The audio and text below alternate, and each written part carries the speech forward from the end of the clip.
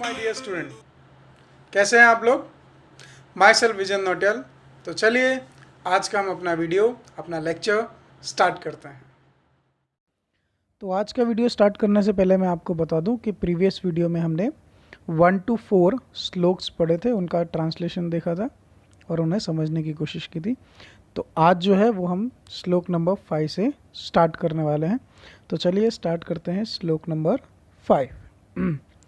पाठशालां समं मित्रेः गच्छ पाठं तथा पठ एवं समादिशत् पुत्रं तातः पुत्र हिते रतः। चलिए एक बार और रिपीट करते हैं।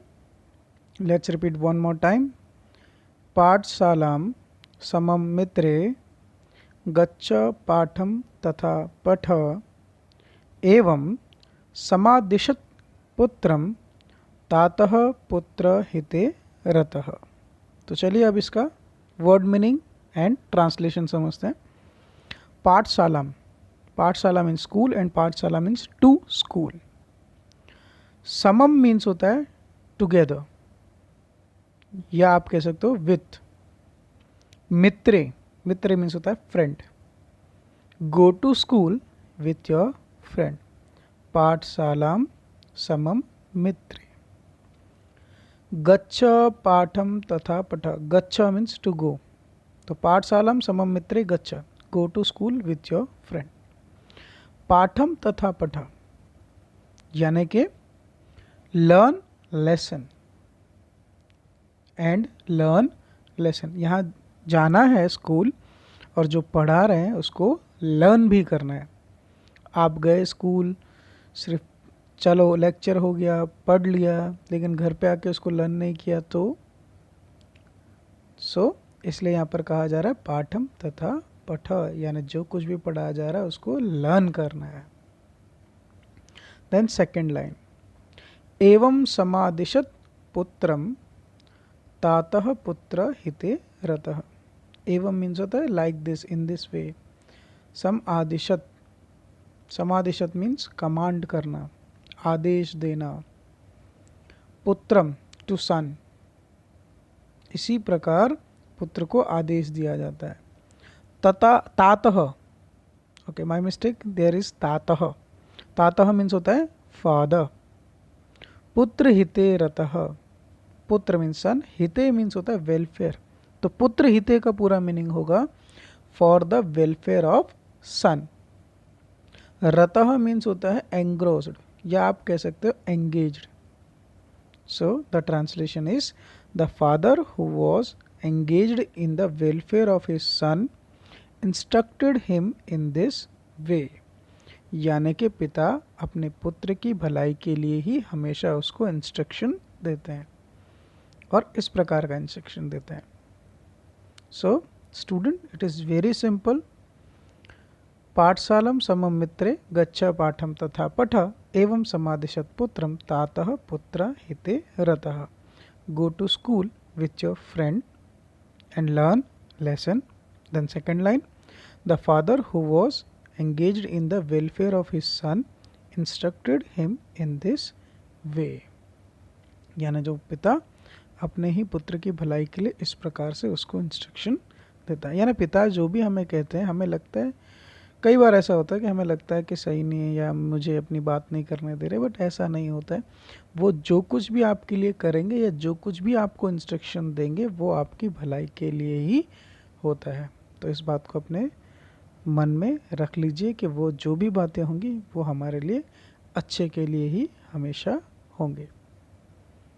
तो चलिए, होप आपको ये समझ में आया है।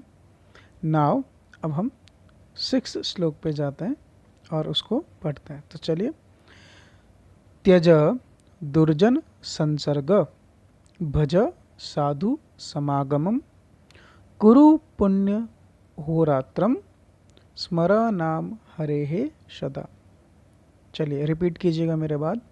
त्यज दुर्जन संसर्ग भज साधु समागमम कुरु पुण्य होरात्रम स्मर नाम हरेः सदा। तो चलिए इसका भी वर्ड टू वर्ड ट्रांसलेशन करके देखते हैं। त्यज मीन्स होता है टू गिव अप, या त्याग कर देना किसी चीज़ का। लीव कर देना। दुर्जन संसर्ग, दुर्जन मीन्स होता है विक्ड पीपल, संसर्ग मीन्स होता है उसकी कंपनी। तो दुर्जन संसर्ग का मीनिंग होगा कंपनी ऑफ विक्ड पीपल, यानी बुरे लोगों की संगति, वो क्या कर देनी चाहिए, त्यज, छोड़ दीजिए।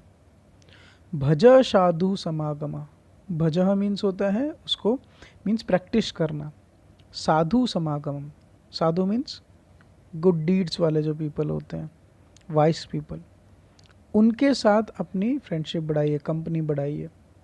कंपनी ऑफ सेंट्स, दुर्जन का त्याग कीजिए और अच्छे लोगों के साथ अपनी संगति बनाइए। तो कवि कालिदास जी ने कितने अच्छे से कहा है कि दुर्जन के साथ अपनी संगति को छोड़िए और सेंट्स यानी अच्छे वाइस पीपल जो होते हैं उनके साथ अपनी कंपनी बनाइए।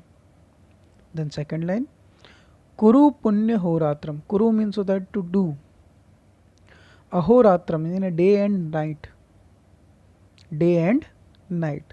स्मर, रिमेंबर, नाम, नेम, हरे हे सदा, हरे हे नाम मीन्स गॉड्स नेम, सदा मीन्स ऑलवेज।